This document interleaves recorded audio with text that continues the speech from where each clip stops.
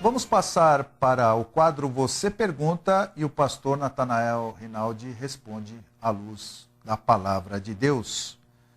E a primeira pergunta é do Tiago, irmão Tiago, sempre participante do nosso programa, Tiago de São Vicente. Ele pergunta ao senhor, pastor Natanael, se não seria uma ofensa a Deus reproduzir uma imagem, mesmo que fosse de Jesus Cristo? Eu quero dizer aos nossos ouvintes que a pergunta é feita em decorrência de uma declaração que fizemos, que a pessoa física de Jesus nunca foi reproduzida em algum quadro que fosse real, tirado da próprio Jesus nos dias que ele viveu aqui na Terra, que foram mais ou menos 33 anos e meio. Todas as gravuras, retratos ou pinturas são assim superficiais, uma imaginação. Daí porque existem várias figuras de Jesus, uma figura de Jesus colorido, tipo europeu, outra já ligando assim, a uma situação de uma nação como ligada a de olhos fechados, japoneses, chineses, etc. Então, há muitas figuras ou pinturas de Jesus para representar, e essas gravuras e pinturas são objetos de adoração, de prostração e de pedidos feitos à própria imagem. Agora, o que diz a Bíblia Sagrada?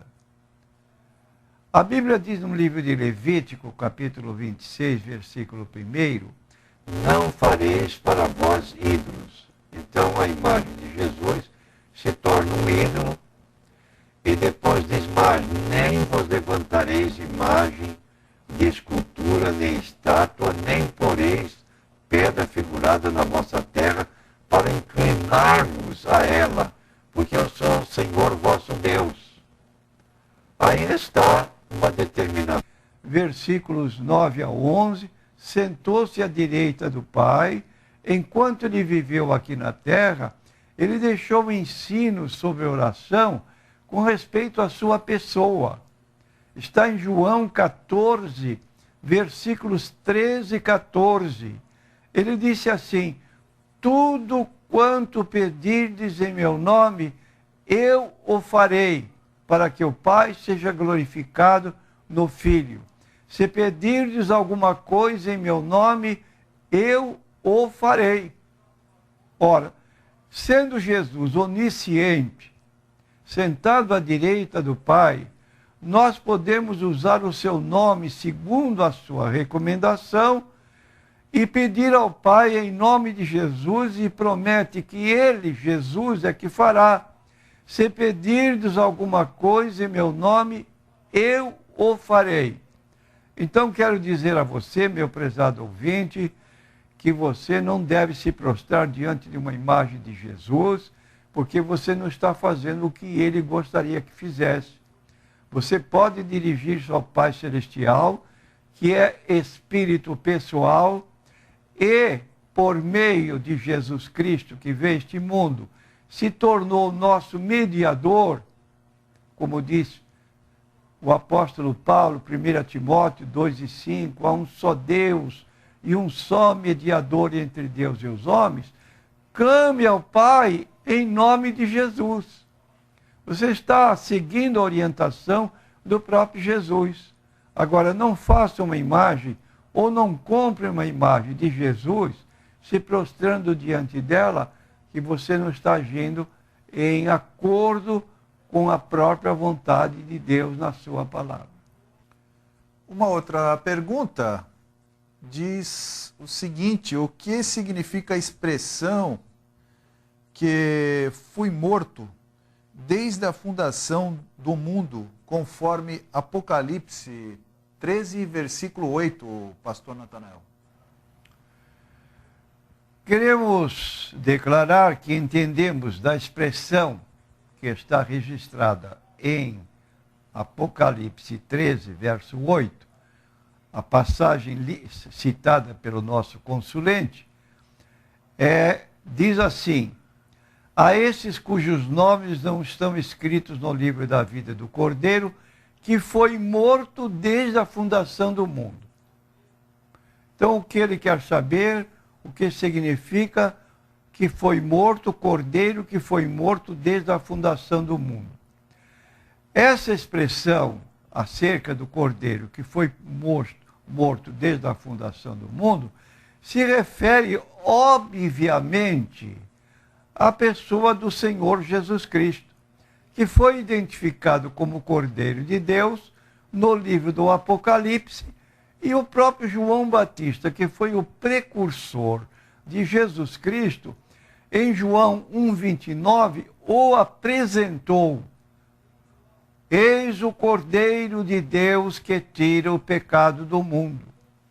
De modo que Deus, na sua onisciência, não foi apanhado de surpresa na queda de Adão e Eva. Eles pecaram, para Deus não foi surpresa, porque na onisciência de Deus ele já tinha preparado um substituto para a salvação da humanidade, que em Adão todos se tornaram pecadores. Então Jesus, dentro da onisciência de Deus, era o que iria solucionar o problema do homem. E nós todos sabemos de cor o texto de João 3,16 a 18. Deus amou o mundo de tal maneira que deu o seu Filho unigênito, para que todo aquele que nele crê não pereça, mas tenha a vida eterna. Aí está. Deus nos amou e antecipadamente, em decorrência da sua onisciência, sabendo que o homem ia cair, e por um homem entrou pecado, pelo pecado a morte, e a morte passou a todos os homens, porque todos pecaram. Jesus é a solução que Deus providenciou, mesmo antes da queda do homem. Porque dentro dos atributos chamados incomunicáveis de Deus está a onisciência. E isso está bem claro em Isaías 46, versículos 9 e 10. Lembrai-vos das coisas passadas desde a antiguidade, que eu sou Deus e não há outro Deus, não há outro semelhante a mim, que anuncio o fim desde o princípio e desde a antiguidade, as coisas que ainda não aconteceram. Que digo, o meu conselho será firme e farei toda a minha vontade. Aí está esse Deus que nós adoramos. Não é um Deus limitado, mas ele sabe todas as coisas, desde a eternidade, antes mesmo de terem acontecidas. Isso que explica Apocalipse 13, versículo 8. Cordeiro que foi morto antes da fundação do mundo. O Nelson de Santos pergunta ao senhor: por favor, pastor Natanael, gostaria que o senhor explicasse o texto de Lucas 9:27, onde Jesus declara que alguns que ali estavam, ou ali estavam presentes, não provariam a morte até que vissem o reino de Deus, conforme então repetindo Lucas capítulo 9, versículo 27. O texto bíblico diz assim: em verdade vos digo que dos que aqui estão, alguns há que não provarão a morte até que vejam o reino de Deus. Naturalmente, essa declaração de Jesus é preocupante. Seria como entender que até que ele voltasse para estabelecer o seu reino milenial, que está apontado no capítulo 20 do livro do Apocalipse, os discípulos presentes naquela época estariam presentes vivos, o que seria uma impossibilidade física. Logo, nós temos que entender ou interpretar esse versículo de modo que seja plausível e não se trate propriamente de uma situação que se torne inexplicável. O que realmente Jesus queria dizer? É o que está no próprio capítulo 9 de Lucas, versículo 28 a 36. Como é que eles viram o reino de Deus antes de morrerem? Diz assim o texto: e aconteceu que, quase 8 dias depois destas palavras, tomou consigo a Pedro, a João e a Tiago e subiu ao monte a orar. E estando ele orando, transfigurou-se a aparência do seu rosto e a sua roupa ficou branca e muito resplandecente. E eis que estavam falando com ele 2 homens, que eram Moisés e Elias, os quais apareceram com glória e falavam da sua morte, a qual havia de cumprir-se em Jerusalém. E Pedro e os que estavam com ele estavam carregados de sono, e quando despertaram, viram a sua glória. E aqueles 2 homens que estavam com ele, e aconteceu que quando aqueles se apartaram dele, disse Pedro a Jesus: Mestre, bom é que nós façamos aqui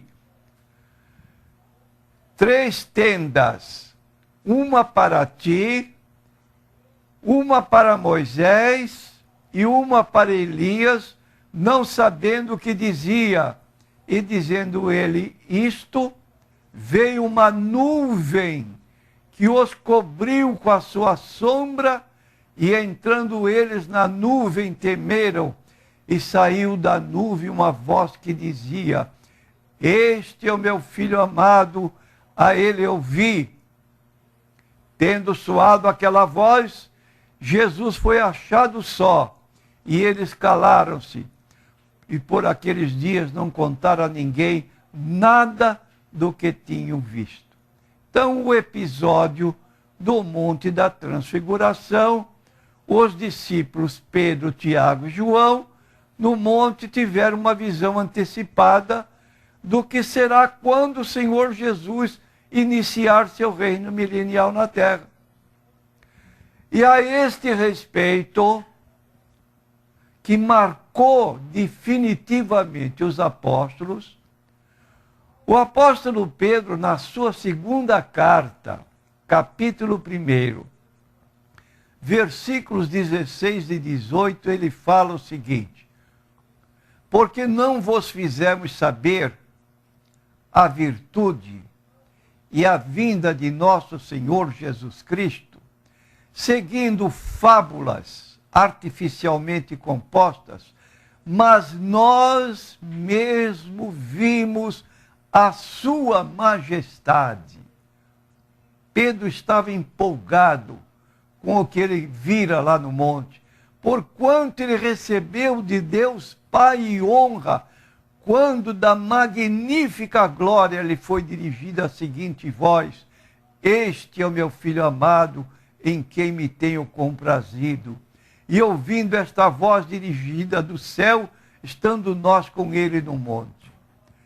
Então, aqui está uma declaração de Pedro sobre o cumprimento daquela palavra que antecipadamente Jesus havia dito a respeito dos 3. Não provareis a morte, até que veja o Filho de Deus na sua glória. Cumpriu-se a palavra de Jesus. Pastor, uma outra pergunta que nos chega é a seguinte: quem pode ungir com óleo e para quê, pastor? Nós queremos dizer que a unção com óleo deve ser feita de acordo com o que está escrito em Tiago, capítulo 5, versículos 14, que diz assim: está alguém entre vós doente? Chame os presbíteros da igreja e ore sobre ele, ungindo-o com azeite em nome do Senhor.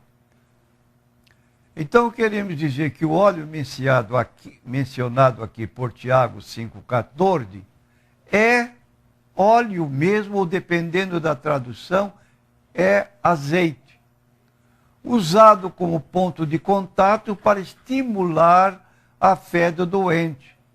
Não há nele nenhum poder inerente, tanto que o versículo seguinte mostra que a oração da fé é que salvará o doente.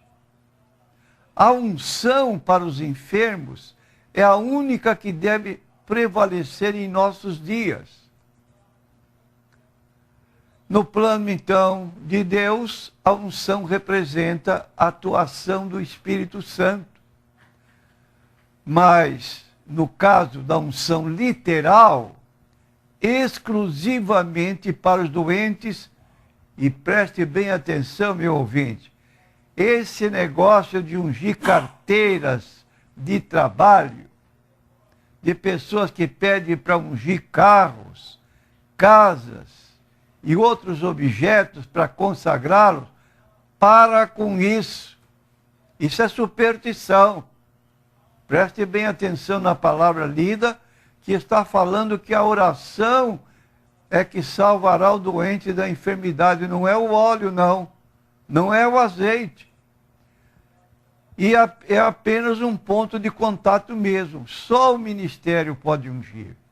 Não é qualquer pessoa que pode ungir. O texto bíblico é muito claro. A fim de interceder a Deus pelos enfermos. O que passar disso é modismo, má inovação sem nenhum respaldo bíblico. Não encontramos na Bíblia nenhuma vez sequer para ungir carros, caminhões, casas, sítio, etc.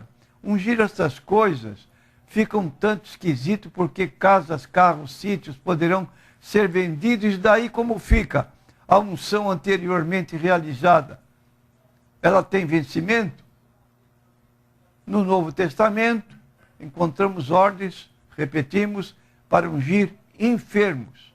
Porém, examine com muita atenção essa ordem, porque existem também pessoas ungindo em desacordo com a palavra de Deus. E preste bem atenção no que o apóstolo Tiago diz: está alguém entre vós doente? Chame os presbíteros da igreja e orem sobre ele, ungindo com azeite em nome do Senhor.